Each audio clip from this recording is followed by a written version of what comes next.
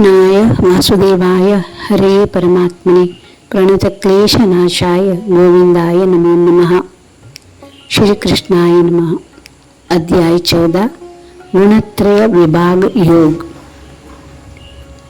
कल्पना कीजिए, सुबह 5 बजे अलार्म बजता है। एक व्यक्ति तुरंत उठ जाता है, स्नान करता है, भगवान का स्मरण करता है, योग करता है, पूरे दिन उत्साह से काम करता है। दूसरा व्यक्ति अलार्म बंद करके सोचता है बस 5 मिनट और 5 मिनट कब 2 घंटे बन जाते उसे पता नहीं चलता। एक तीसरा व्यक्ति उठ तो जाता है, लेकिन उठते ही मोबाइल देखना शुरू कर देता है। किसने क्या पोस्ट किया, किसने क्या कहा, आज कितना कमाना है, किसे पीछे छोड़ना है। अब सोचिए, तीनों के पास एक ही शरीर है, एक ही दुनिया है, एक ही सूरज निकला है, फिर भी तीनों अलग क्यों है?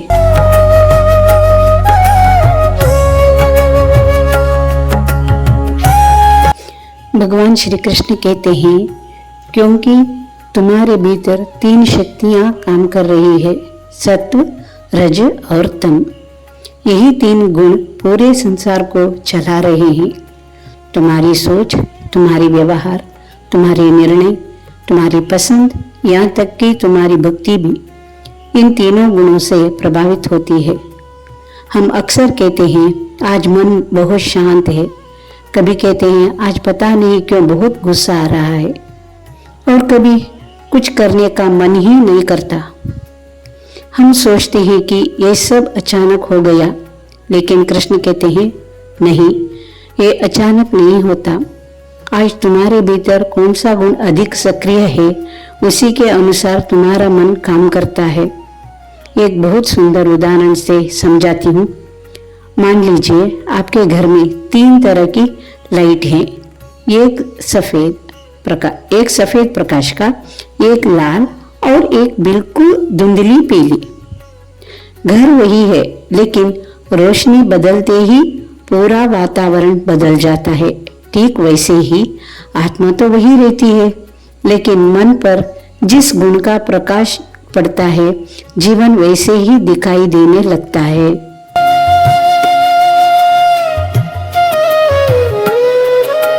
कृष्ण बार बार संकेत करते हैं कि आत्मा बदलती नहीं है, बदलता है प्रकृति का प्रभाव, और वही व्यक्ति को अपने वास्तविक स्वरूप से दूर या पास ले जाता है। एक छोटी सी कथा कहती हूँ। एक गांव में 3 मित्र रहते थे। तीनों को एक एक खेत मिला। पहले ने प्रेम से खेती की, समय पर पानी दिया, घास हटाई, फसल खूब लहराई। दूसरे ने मेहनत तो बहुत की, लेकिन उसका उद्देश्य केवल पड़ोसी से अधिक कमाना था। दिन रात भागता रहता था। फसल हुई, लेकिन मन में शांति नहीं आई। तीसरे ने खेत को यूं ही छोड़ दिया, सोचा कल कर लेंगे, फिर अगले सप्ताह करेंगे। कुछ महीने बाद खेत में केवल कांटे थे। तीनों खेत एक जैसे थे, फर्क केवल किसान के स्वभाव का था।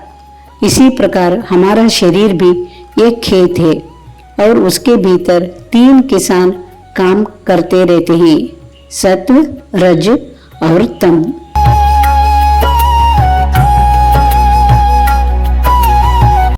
लेकिन कृष्ण केवल ये बताने नहीं आए कि ये 3 गुण क्या है।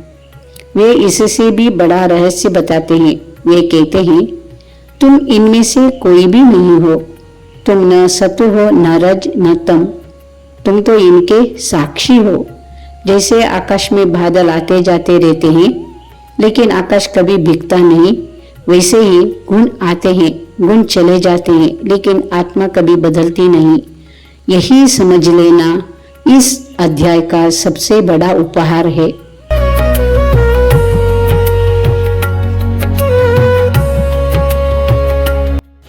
अब प्रश्न उठता है, यदि सत्व अच्छा है तो क्या हमें केवल सत्व में ही रहना चाहिए?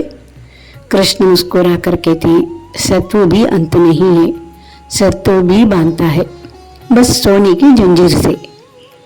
रज लोहे की जंजीर है, तम जंग लगी जंजीर है, और सत्व सोने की जंजीर।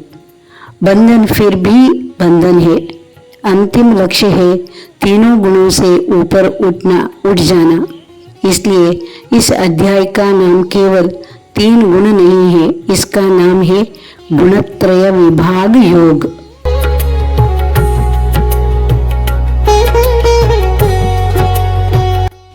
अर्थात तीनों गुणों को पहचानो, उनका प्रभाव समझो और फिर उससे ऊपर उठकर अपने वास्तविक स्वरूप में स्थित हो जाओ। यही श्री कृष्ण का संदेश है। और जब ये समझ आ जाती है तो जीवन बदलने लगता है, क्योंकि तब हम हर भावना से पहले स्वयं से पूछ लेते हैं, अभी मेरे भीतर कौन सा गुण काम कर रहा है। यही प्रश्न धीरे धीरे साधना बन जाता है और यही साधना मनुष्य को परम शांति की ओर ले जाती है।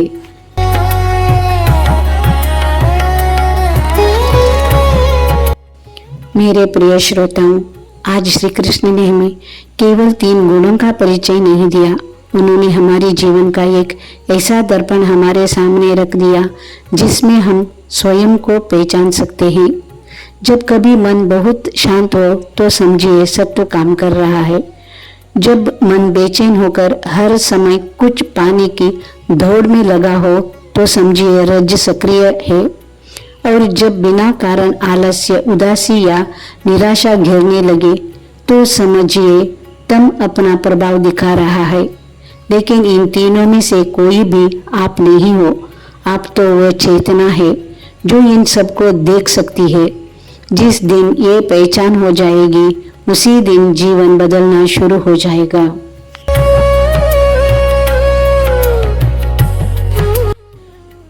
चलिए तो आइए आज से एक छोटी सी साधना शुरू करें। दिन में केवल एक बार, बस 1 मिनट के लिए स्वयं से पूछिए, इस समय मेरे भीतर कौन सा गुण काम कर रहा है। शायद यही एक प्रश्न धीरे धीरे आपको अपने वास्तविक स्वरूप तक पहुंचा दे। इसी के साथ भगवान श्री कृष्ण द्वारा बताए गए गुणत्रय विभाग योग की हमारी यात्रा यही पूर्ण होती है। अगले अध्याय में हम प्रवेश करेंगे भगवद गीता के 15वें अध्याय पुरुषोत्तम योग में। तब तक अपने जीवन में इन तीनों गुणों को पहचानने का अभ्यास करते रहिए। चलिए थोड़ी देर ध्यान लगाएंगे। मैं भी आपके साथ ध्यान लगाऊंगी। श्री कृष्णार्पणमस्तु। गोविंद बोलो हरि, गोपाल बोलो, राधा रमण हरि, गोविंद बोलो। गोविंद बोलो हरि, गोपाल बोलो, राधा रमण हरि, गोविंद बोलो।